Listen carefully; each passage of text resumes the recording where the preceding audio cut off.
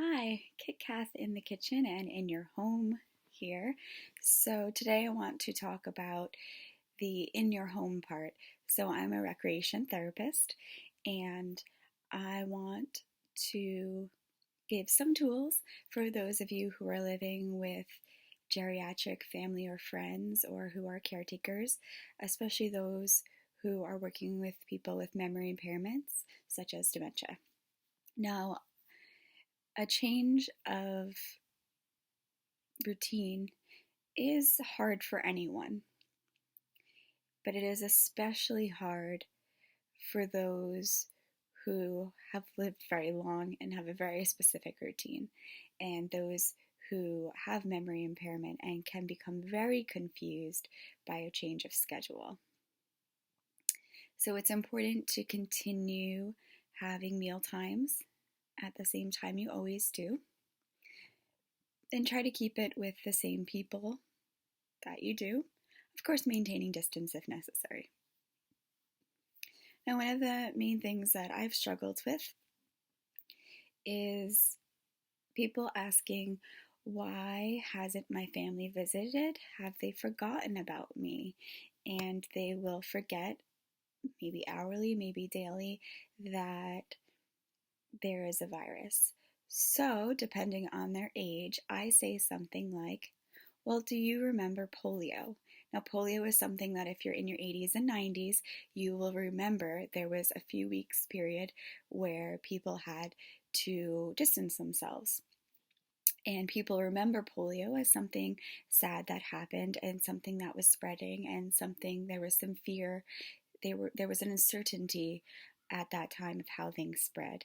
So if you say this to somebody with dementia, they most likely will immediately associate it to those feelings, and you'll have to say little else. Do you remember polio? Well, right now, there is something going around like polio, a new virus.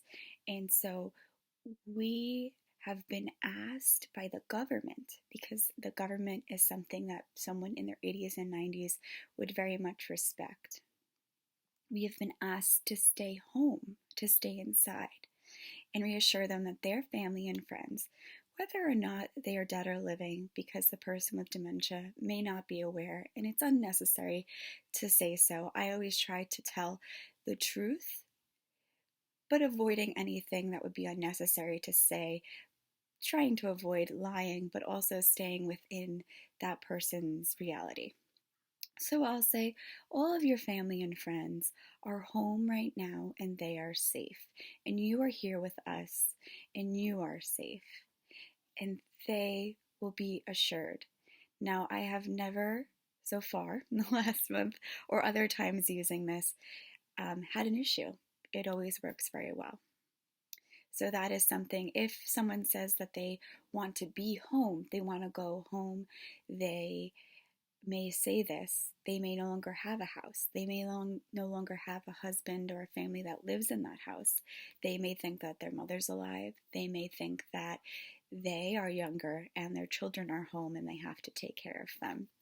So it may not be helpful to remind them of their age, but you may want to say, well, you're staying here with us for dinner, something like this. Or ask them, why do you want to go home? Sometimes people might be worried about something. They want to go home because perhaps they think they left the stove on. Or they might tell you, well, they like it at home. Well, what do you like about home? I like sitting in my favorite chair. Or I like my bed. Maybe they're tired. Maybe they want to take a nap. Well, there's a fridge there and I really like this. Maybe they're hungry. Give them a snack. There are other ways to assure them without actually saying, yes, you can go home. So ask them and try to figure out what their actual need is right now. What do they like about home? Or maybe try to get them to talk about home. Oh, you have flowers in your yard? Can you tell me about those flowers? And sometimes they just want to talk.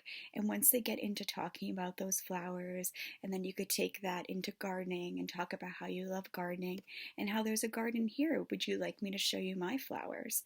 And now they're thinking about that. They have been redirected. So these are just some tips during this time to help those in your life who have memory impairment. So this is Kit Kat in the kitchen and in your home, and I hope you have a wonderful day.